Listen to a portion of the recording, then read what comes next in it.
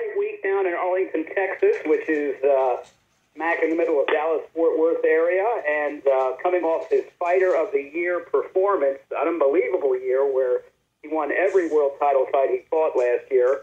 We have Terence Bud Crawford coming in at 25-0, 17 knockouts, moving up where he was once the WBO Lightweight Champion.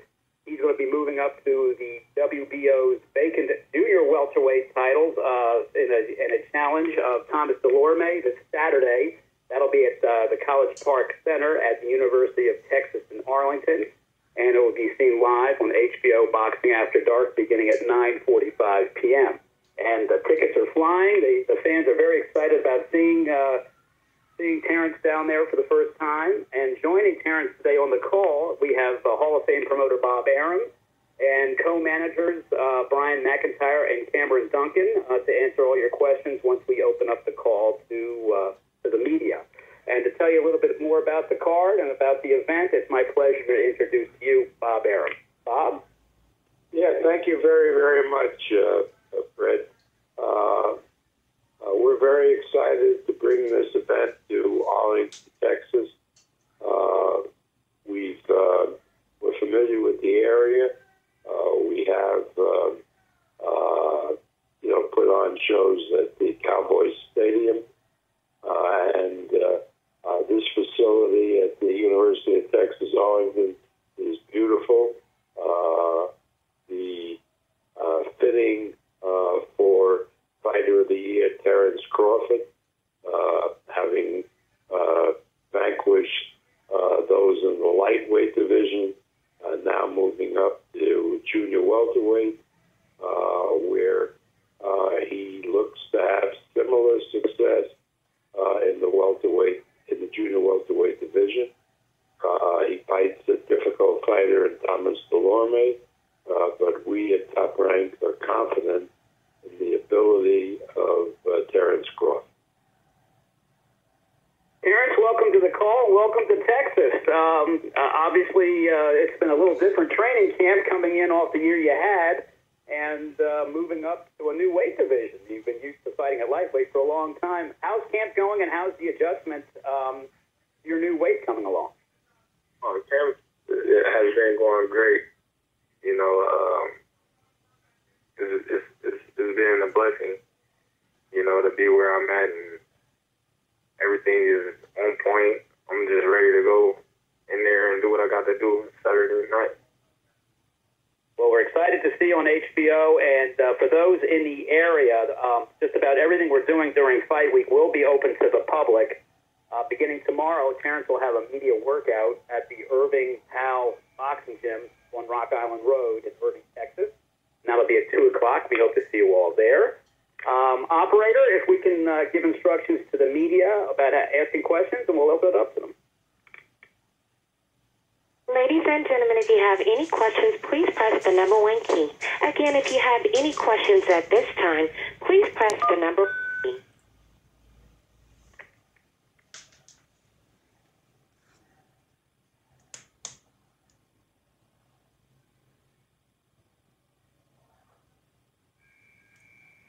Terence, while we're waiting for questions to come into queue, how has life changed for you since your year last year? It's a year most people never see in boxing, and you've done it at a relatively young age. Have things changed for you in Omaha? Not really. You got a little more of the big time people notice you and, show you a lot of recognition. But other than that, everything is still the same. Okay, operator, we're ready. Yes, our first question is going to come from Dan Raphael from ESPN. Please go ahead. Thank you. Hey, Terence, how are you? How you doing? I'm good. When you took this fight, I think most people expected that you would be moving up after the year you had last year to 140. Then the other day I saw the HBO piece that they did about you on the 2 days, which showed, seemed to show the way that they produced it, that you had certainly some struggles getting down to 135 for that Beltran fight, as they followed your weight-making process up until the fight. Can you talk about just how difficult it really was for you to continue to make 135? Because if it was as hard as it looked, it even makes what you did against Beltran that much more impressive, it would seem to me. Yeah, for that fight, I don't know what it was, but my weight, it just wasn't coming down like it normally do. Like this fight, I've been down, in weight for weeks now, well, maintaining my weight. Like, it would have been easier for me to make 135 for this fight towards the Beltran fight. So you could have then continued to fight as lightweight champion beyond the Beltran fight?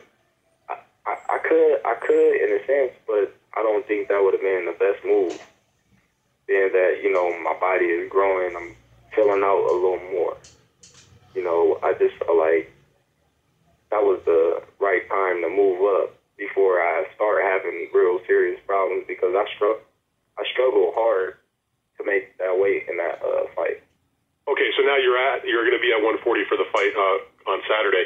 Can you give me your thoughts about the fact that in your very first fight, I know you fought a few fights early in your career over 135, but just in the sense of you now vacated your world title at lightweight and you're going to 140 to campaign, your thoughts about the fact that in your very first fight in the weight class, after giving up the lightweight title, that you can right off the bat fight for one of the belts in that weight class? Well, I was pleased with it. I feel like I need to use my momentum to my advantage, and I feel like I got the momentum right now, and I don't want to take any steps backwards. I want to stay, moving up. All right, let me ask you just one other question then. Your opponent is Thomas Dulorme. He has had a number of fights in the welterweight division, and he, like you, had come down when you went to 135 in campaign and fought for world title. He has come down the last couple of fights to fight at 140. Can you tell me what you think about him as a fighter, and I don't know if you've seen much of him, or what are your thoughts about what he brings to the ring? I think he's a good boxer. He got a sharp, nice jab. He got a nice right hand. He likes to throw the little right hook. He moves well. He switched like me. I don't have nothing bad to say about him. Come Saturday, I feel like I'm going to make my adjustments in the ring and do what I got to do to get the job done. All right, Terence, thank you very much. Good luck with the fight. Thank you. Our next question is going to come from Andrea Tail. Please go ahead from Ring TV. Hey, Terence, how you doing? How you doing? So my question is this, because you talk about adjustments, and we've seen in your previous fights your ability to switch from southpaw to conventional and back. Do those decisions come from what you see in the ring, or do you go back to your corner and have a discussion about it and realize what needs to be done? Well, I just go on how I feel. One minute I might be feeling one thing, and the next minute I might feel and see a different. That's why I switch back and forth so frequently, because I might see something that I can, capitalize on a different stand. And going back to the Gamboa fight, because it seemed like that adjustment worked wonders for you. Can you talk about that a little bit? And when you realized against Gamboa that you needed to make that stance, what exactly did you see to make that change? Well, I think that I just kept coming up short with the right hand coming over top. So I figured instead of catching him pulling out, I was going to catch him coming in.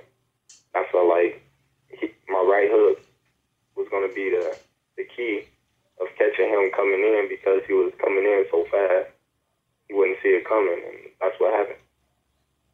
And my last question for you, Terence, is you're making the jump to 140, but, there's a lot of big fights at 147 also. Do you plan on having a long stay at welterweight, or do you see yourself possibly moving up to 147 within the next year? Well, right now, my main focus is 140. I haven't even had any thought or anything to move up to 147. I just moved up to 140, so right now I'm focusing on being the number one guy at 140. Okay, cool. Thank you, Terence. Our next question is going to come from Carlos Nava from ESPN Deportes. Please go ahead. Hi, Terence. And now that you're going to fight in a new division, what is the main challenge that do you think you're going to face right now in this new division? I don't know. I really can't say what's the main challenge, because being that I fought in this weight division before, I might have not fought for a title, but you know, I feel like I'm ready for it. I don't know until I get in there. So you're not worried about maybe to lose some speed, or maybe with the new weight, the puncher, the quality of the punchers or whatever, something like that? No, I don't worry about those type of things. You know, I worry about what I need to do to neutralize their strength and get the job done. Thank you very much. Thank you. Oh, just as a note for the media, Dulorme will be on the second half of this call, approximately 15, 20 minutes. Back to you, operator. Our next question is going to come from Drake Speaking from the Bleacher Report. Please go ahead. Yeah, hi, Terence. I know last year it was it was real exciting. Part of the dream come true for you was to have those fights in Omaha after winning the belt. I'm wondering, what it's like to come back on the road again, and if that's something you're hoping to do again in the future is, light up Omaha with another title fight in another division.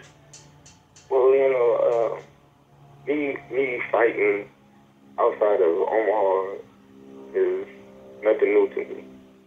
I've been doing it all my life in tournaments where nobody fight me, and smokers where nobody fight me. So I'm kind of used to fighting like away from home, and I do see myself fighting Omaha again in a different weight class. Bringing another championship title to Omaha. That's in the future. Right now, I'm more focused on the present.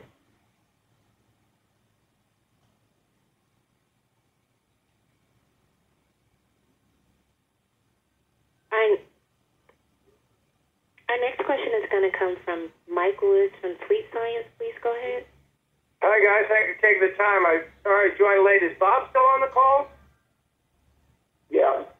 Hey, Bob. Question about Terence Crawford. Wondering if you could go back into your memories a little bit and sort of compare and contrast him to guys that you've had in the past. You won Fighter of the Year from last year. Who does he remind you historically, maybe of guys that you promoted?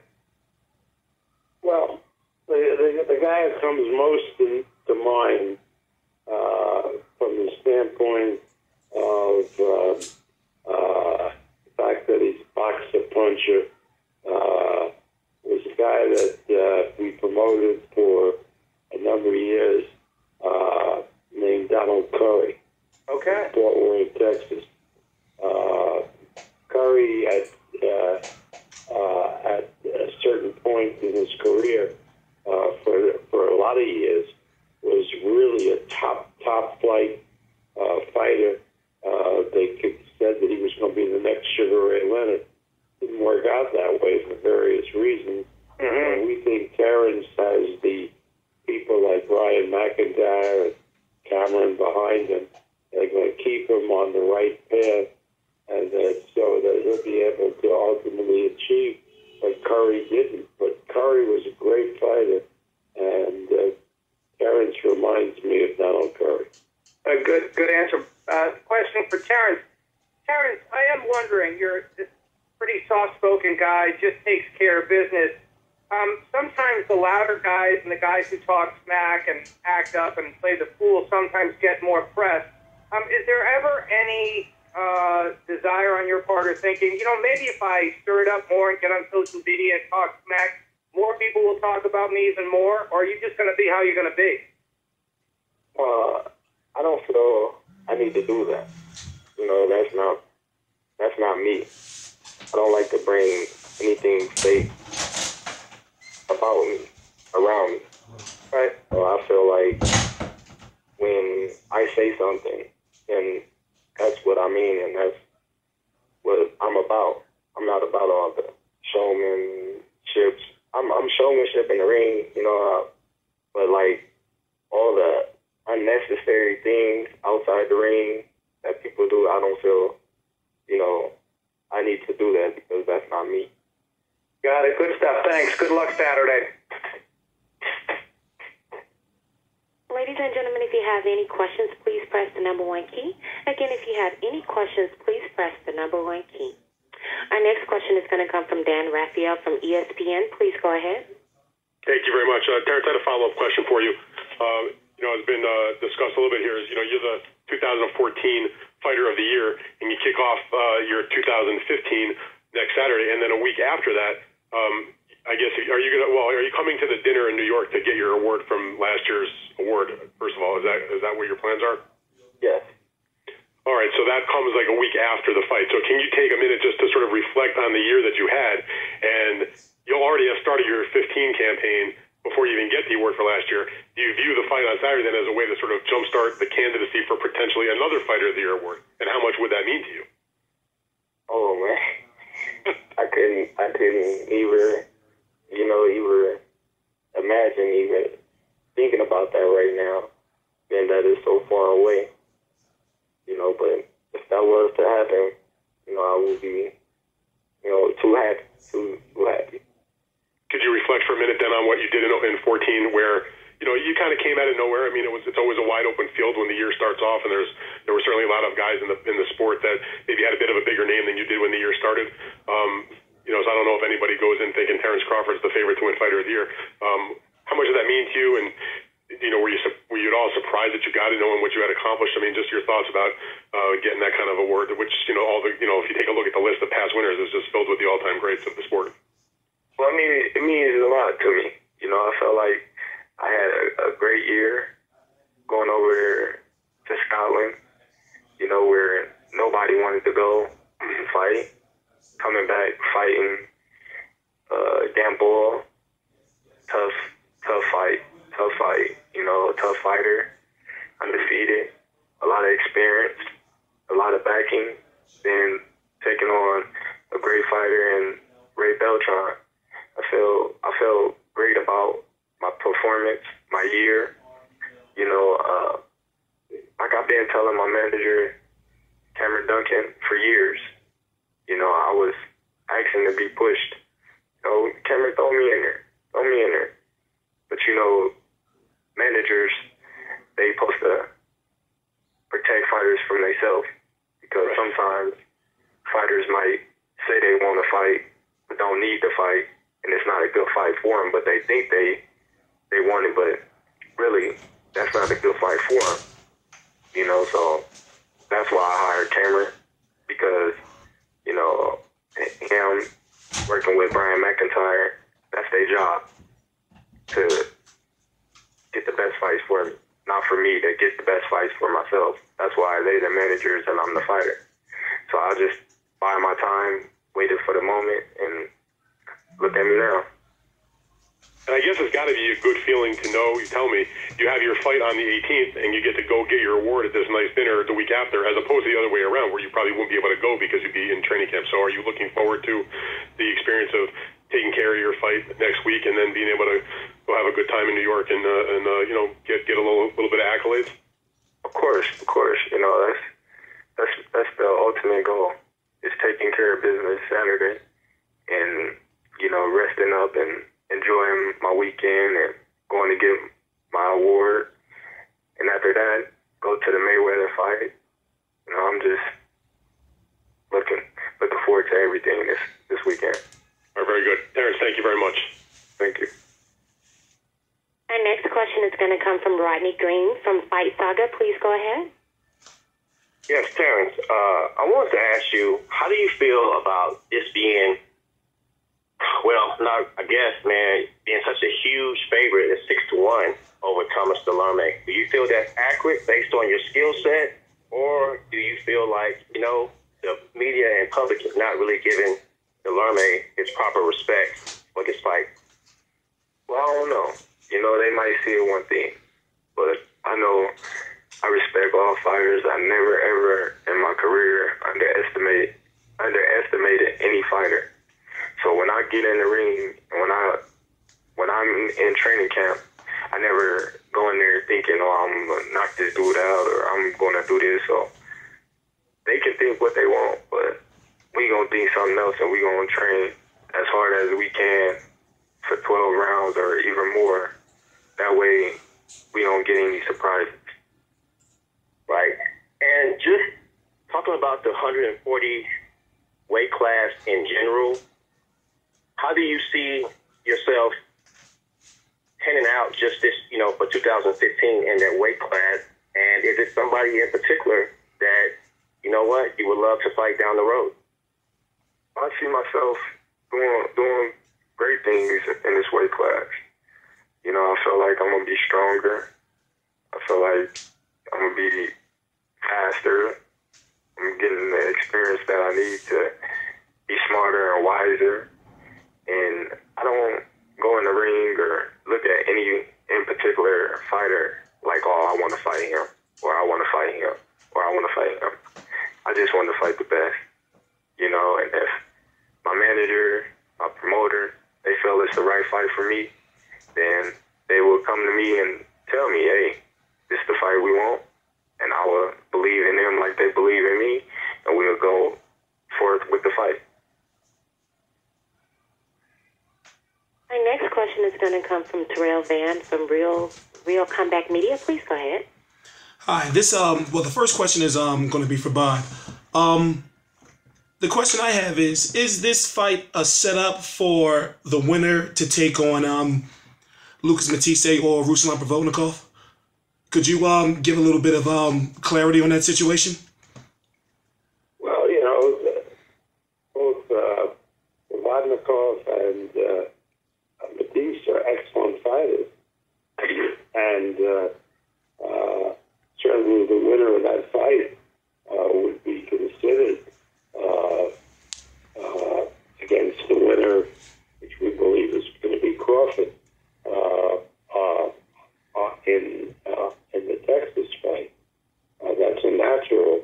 Whether it happens, whether there's something that's a better fight to make, whether the management of the fighter that wins Provodnikov Matthysse is looking to fight the winner of this fight. That's all to be decided. I mean, in other words, this is not a puppet show. You sit down with the fighter's management. Whoever wins the Provodnikov Matthysse fight, sit down with his management, and then it'll be decided. Let's just enjoy what we're going to see on Saturday. I think at this point we can probably make some closing comments, and then we can turn it over to the Dulorme camp. Terence, any last words before we let you go? I know you got to train today. Thank you for having me on the show. Bob, will we continue to close before we hand it off? Yeah, just everybody, can make it, should get to Ireland. It's going to be a great fight.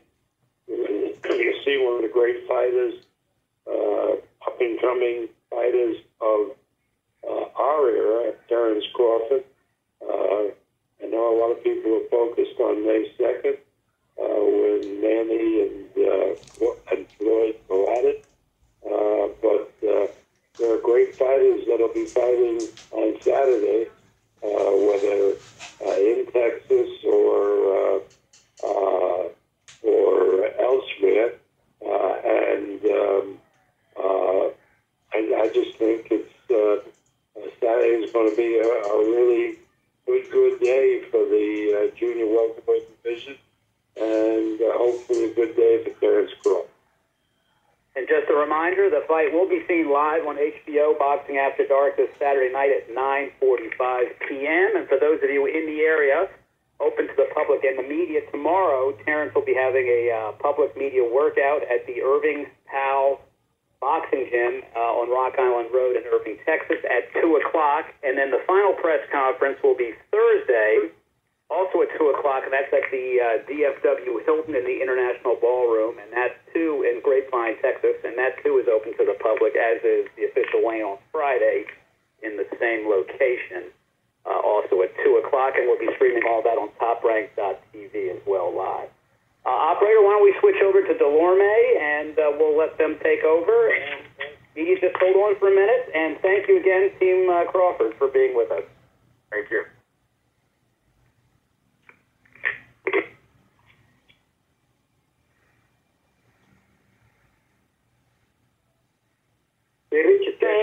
Fred, we have Thomas Dulorme now. Okay. Hi, Tomas. How are you? Hi. How you doing? Good. We're just getting your team on, and then we'll start your call. We'll hand it off to Mario Serrano, who will be seeing it. Mario, are you on yet? Yes, sir. Okay, Mario, you're in good. Everyone, you're in good hands. Mario's going to be the moderator. Well, I'm sure we're waiting for Gary to get on, and have a great call. Thank you. Hey, Fred. Yes. Appreciate you here. Hey, Yeah, I'm here. I'm here. Are they gonna let me know what callers are on? But you? I believe they will. Thank you. Okay, great. Ladies and gentlemen, if you have any questions, please press the number 1 key. Again, if you have any questions, please press the number 1 key. Okay, let us know when we're ready to go. Hey, Mario, Yeah, you want to open the call and let Tomas make some statement, and then we got some guys lined up for questions. You want to do that one? Okay. Am I on? Do you want to let Tomas open with a statement, and then we'll move on to questions? Well, let me do the intro, and then we can just start the question. Okay.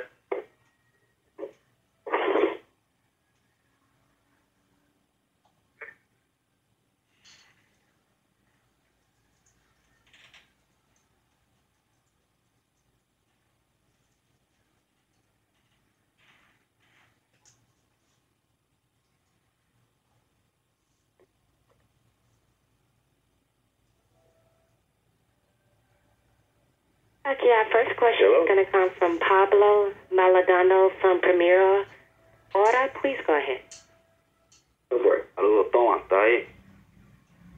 Sí. ¿Cómo está, papá? Bien. Saludos. Dos preguntitas. ¿Por qué crees que puede ser la sorpresa con un peleador posiblemente el rival más duro de tu carrera hasta ahora, ¿no? Un peleador del año. ¿Y qué significaría eso para tu carrera?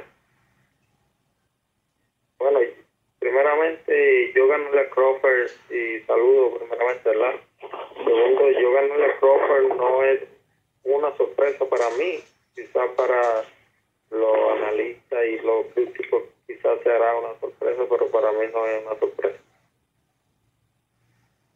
¿Y qué significaría para tu carrera? No, significaría muchas cosas, mi carrera seguiría hacia adelante y, ¿verdad? Como siempre, hay que seguir trabajando y seguir adelantando el paso. O sea, que estás convencido que cuentas con las herramientas y la preparación suficiente para ganarle a Crawford este sábado. Seguro que sí.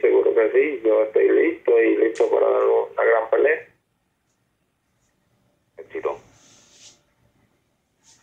Gracias. Hey, Mario, can we have that all interpreted into English so the people on the call? Yeah, Richie, why don't you go ahead and translate that for us, please? Oh, yes, of course. Well, basically, the question that Pablo from Primera Hora, newspaper in Puerto Rico, said was if how is this a surprise? How would it be a surprise for Dulorme to win this fight over Crawford? And basically, the answer of Dulorme is that for him, it would not be any surprise, meaning Dulorme, because basically, much differently than the way that many boxing analyzers would feel, he is very comfortable with this fight, and he knows that he will come up as the winner of the title. That was the first question. The second question was, what does this winning this fight mean for Dulorme's professional boxing career? And Dulorme's answer was that basically this is another step forward in his career, that it is a very important fight, but it's only part of his forward movement in his boxing.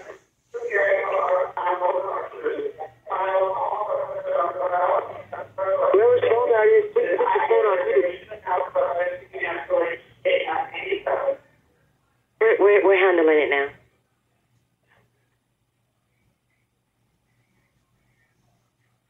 Was everybody that translation? Yeah, I think we're good with that, Richie. Okay. Okay, our next question is going to come from Mike Woods from Sweet Science. Please go ahead. Tomas, my question is, I'm wondering, what is your assessment of Terence Crawford? He won Fighter of the Year. A lot of people thought maybe Sergey Kovalev deserved it. Do you see him as being the rightful recipient of Fighter of the Year? And you're a 6-1 underdog. Do you believe that the odds makers have that correct, or are they not giving you enough respect? All right, Tomás. Mike tiene dos preguntas. Mike, I'm going to separate this into two questions. Yeah. La primera pregunta, Tomás, es si tú crees que realmente Crawford es merecedor de ser sido nombrado peleador del año. Mira, ellos son los analistas, ellos son los que escogen quién es el peleador del año. Yo simplemente soy un peleador y me mantengo en mi gimnasio. Ellos quisieron darle el peleador del año a Crawford en el 2014 y eso fue lo que pasó, eso fue lo que le dieron. All right. Mike, basically the answer is that those who make the decision to choose who will be the boxer of the year are those involved in analyzing and journalists of boxing and so forth. I am only concentrated in my career as a boxer in the gym and not outside of the ring. Now I'm going to ask him the other question. All right, Tomás, ¿cuál es tu opinión de que las apuestas estén 6-1 en esta pelea tuya contra Crawford? Bueno, pues yo no estoy sorprendido. Aquí todo el mundo piensa que Crawford me puede ganar fácil y los que apuesten a mí se van a llevar una gran tajada para su casa. Mike, the answer is that I'm not surprised by the odds because everybody thinks that this is a very comfortable fight for Crawford. I will say this, those who bet with me as a winner of the fight are going to take home a nice chunk of money. Nice. I like it. Good stuff. I'm not going to bet, though. Can't do that. Thanks, guys. Appreciate it. Okay. Thank you. Thank you, Mike. Ladies and gentlemen, if you have any questions, please press the number 1 key. Again, if you have any questions at this time, please press the number 1 key.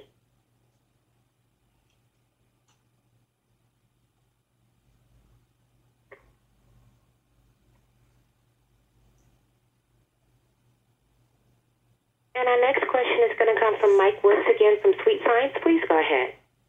Tomas, I'm not going to get into specifics, but we get in social media and a lot of people talk stuff and rumor mongering and such. Boxing is a mental game. I want to touch on this only because I want to see where your head is at, but there are some rumors that stuff outside of the ring, relationship stuff is bothering you, and I just want to give you the opportunity to speak to it or not, and just sort of speak to that because that is making the rounds on social media.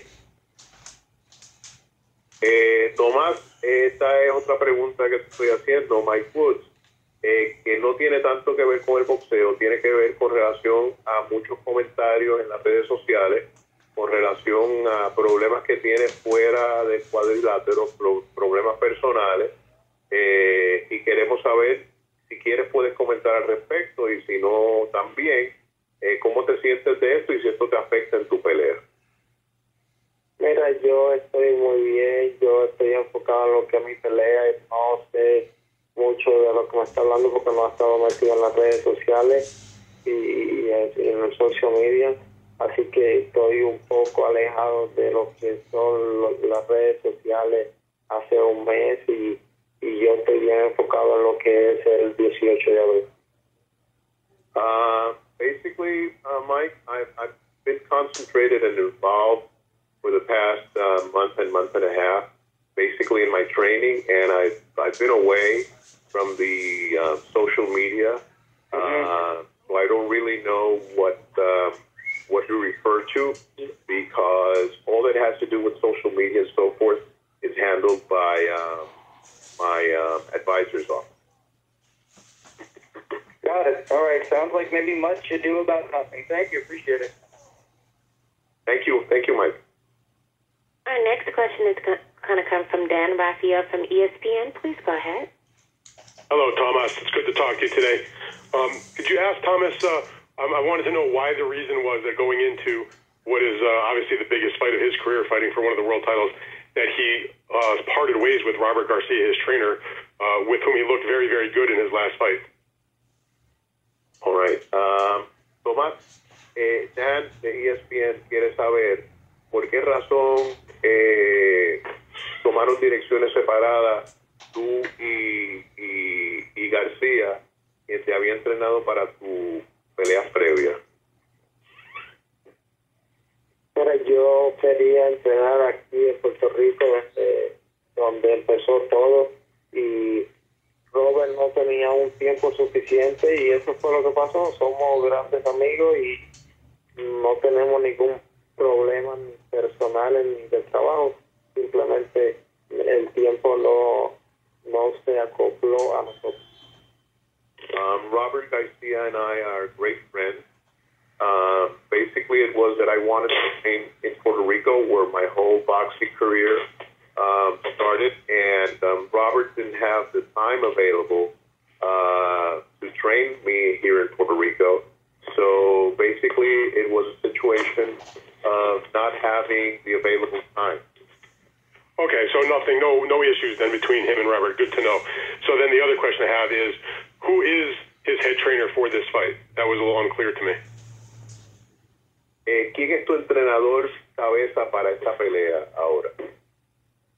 Mira, no tengo un entrenador cabeza, sino tengo un gran equipo de entrenadores ya bastante de la escuela vieja, como Quique Rosa, Felipe Pacman, tengo Antonio Otero y tengo acá, tú sabes que son de la vieja escuela, que han trabajado con muchos campeones de aquí de la isla y fuera de la isla, y yo estoy bien confiado en el trabajo que ellos hicieron. Basically, I don't have a head trainer as such. What I put together is a great training team that bring to the table many years of experience of old school in boxing, like Quique Rosa, Felix Pintor, Don Can, and Otero, who have trained and have been in title fights with other great boxers. Well, somebody is going to have to take charge between rounds. I'm wondering who's the person then is going to be responsible for being the voice that he listens to between rounds. That's in the ring, that's looking at him in the face, that's telling him what he's doing great, what he's not maybe doing so great. Who is the person that's going to be responsible for being the voice in the corner? Even if there's guys taking turns doing various things with him in the gym. ¿Quién es la persona a la que tú vas a estar atento? ¿Quién es la persona que te va a estar dando las instrucciones entre asalto y asalto?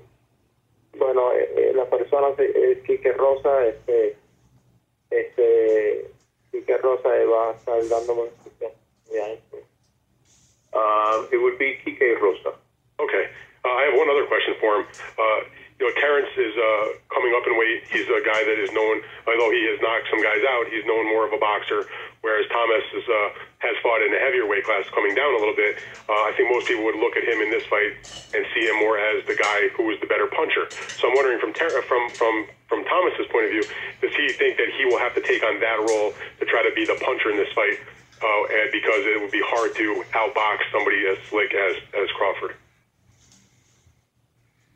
En esta pelea, como Crawford está subiendo de peso y tú básicamente estás bajando, tú vas a ser el pegador de la pelea y Crawford el boxeador. Mira, no necesariamente. Dan sabe mucho, sabe mucho, y sabe que yo puedo utilizar el ring, como puedo pegarle, y yo voy a hacer todo lo necesario esta noche para tratar de hacerle daño con mi fortaleza y todo. Basically, Dan, as you know, I can switch from being a boxer to the guy who hits on the ring. And what I'm going to do in this fight is basically switch from one side to the other. But I'm going to be constantly hurting with my power punches. I'll be hurting Crawford throughout the fight. All right, thank you, Thomas. Thank you very much. Good luck to you. Thank you. Thank you, Dan. You bet. And our last question is going to come from Jake Donovan from theboxingscene.com. Please go ahead. Hey, Thomas. I just wanted to know if you knew going into the fight with Hank Lundy that your next fight would potentially be for the title, or if you just felt like that fight was the type of fight where you just had to make a statement regardless of what was coming up next.